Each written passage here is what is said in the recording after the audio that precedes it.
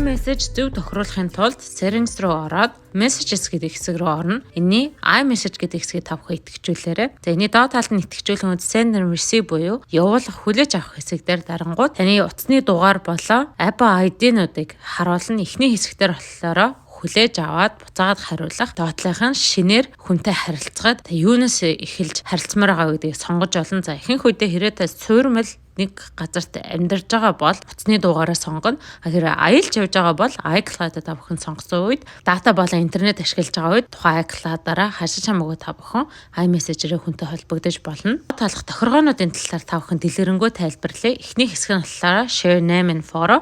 Та бүхэн өөрсдийнхөө зураг болон аль эсвэл эможиго та бүхэн сонгоод хэрэг хүмүүстэй харилцах үед энэ эможи бол гарч ирнэ. Доотлын хэсэг болохоор share with you тантай хуваалцах. Тэр юу хуваалцах вэ гэдэг дээр дахиад апнуудаа идэвхжүүлж болно. Яг үүний доод талд show contact photos гэдэг дээр тантай iMessage-ээр харилцаж байгаа хүмүүсийн хажуу талд нь зураг гарч ирнэ. Энэхүү хэсгийг та бүхэн хүсчээвэл сонгоорой. Send read receipt гэдэг хэсгийг та бүхэн идэвхжүүлснээрээ тань руу мессеж явуулгууд хизээ хэдэн цагаас тухайн хүн үнссэн бэ гэдгийг харуулна. Хэрэг та тэрийг хүсэхгүй байвал энийг унтраагаарай. Хэрэг таны iMessage идэвхжлэлтэй болохгүй бол тухайн ашиглаж байгаа өөрийн телефоны аль дугаарыг ашиглаж байгаа тэрнгээрээ мессеж явуулах. Тэгээд доод тал нь болохоор текстийн хэлбэрүүд ямар байх вэ гэдгийг та бүхэн үүн дээр сонгож болно. Санамсаргүй байдлаар хүмүүсийн дугаарыг бас блоклцсон үед тохиолддог болохоор та бүхэн хэрэг хүн рүү мессеж явуулж болохгүй хүнээс авахгүй байгаа бол блок контакт руугаа орж шалгаарай. Message history дээр та бүхэн keep messages гэдэг оронгууд байн хадгалах, 1 жил хадгалах,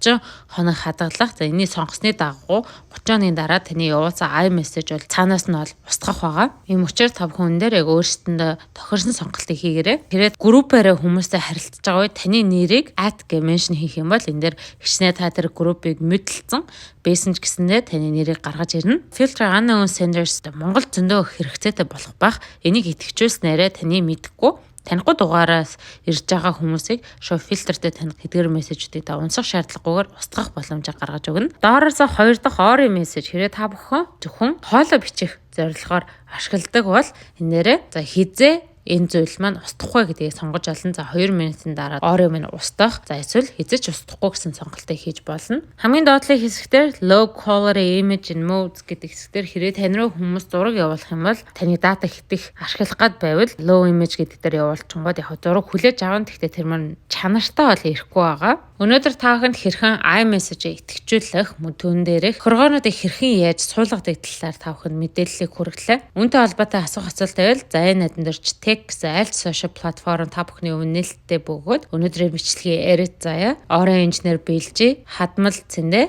фактыг шалгасаж олонор байлаа.